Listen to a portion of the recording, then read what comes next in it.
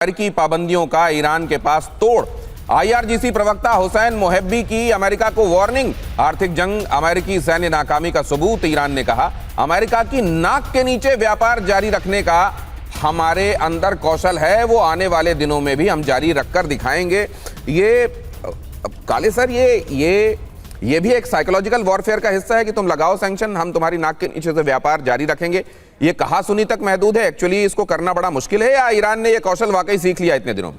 नहीं, देखिए, alternate sources तो डेफिनेटली उन्होंने अपने ट्रेड के एस्टेब्लिश कर लिए होंगे, बिकॉज ये कोई मतलब रॉकेट साइंस नहीं है ये सोचना कि यूएस अगर कंटिन्यूसली इकोनॉमिक प्रेशर बना के रखेगा, ब्लॉकेड बना के रखेगा, तो आगे सिचुएशन और बुरी हो सकती है।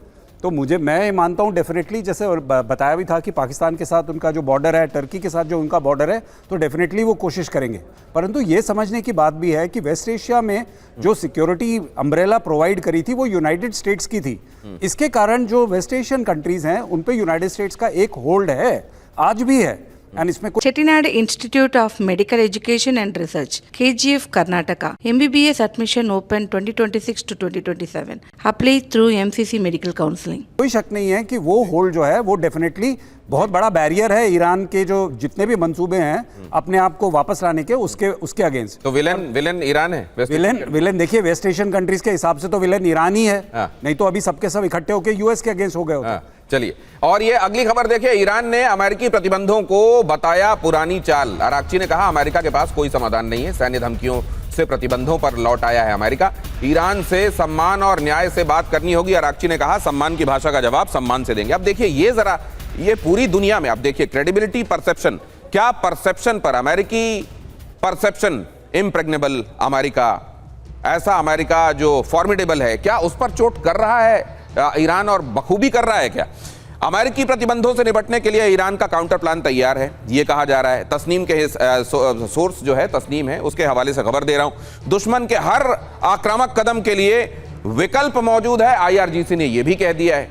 आईआरजीसी ने यह भी कह दिया, अमेरिका को अपने दबाव के नतीजे जल्द देखने को मिलेंगे।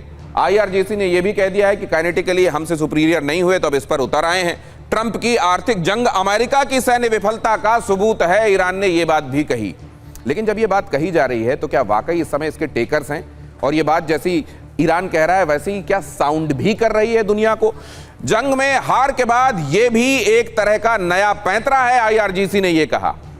क्या वाकई यह बात स्थापित हो रही है? अमेरिका की नाक के नीचे से व्यापार जारी रखने का भी दावा आईआरजीसी कर रहा है। यह जो दावा है, क्या यह वाकई बड़ा मजबूत दावा है? और दुनिया को यह समझ में भी आएगा कि हां, वाकई इतना बड़ा आक्रमण करने गए थे, उसमें पेश चली नहीं, तो अब सैंक्शंस पर उतारू हो गए। परसेप्शन के लेवल पर यह थ्योरी सब्सक्राइब की जाएगी क्या, दीप्ति जी, आपको लगता है?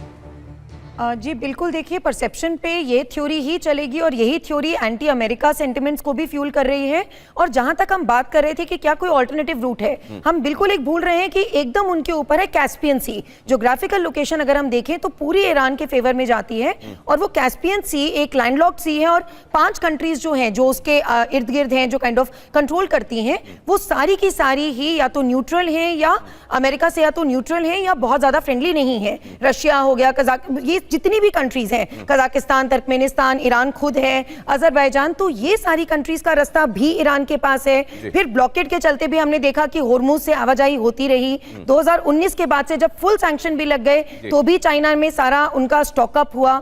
तो ये महज तो आप ये कह रही हैं कि वो अमृत कुंड जो है वो कैस्पियन में है, दुनिया की सबसे बड़ी झील जिसको सागर का नाम दिया जाता है, एक्चुअली वही ईरान के लिए सेवियर। अब जरा ये देखिए, ईरान को वेनेजुएला बनाने में नाकाम अमेरिका। ईरान के राष्ट्रपति मसूद पेजेश्कियान का दावा, ईरान को लेकर अमेरिका के सभी मंसूबे नाकाम।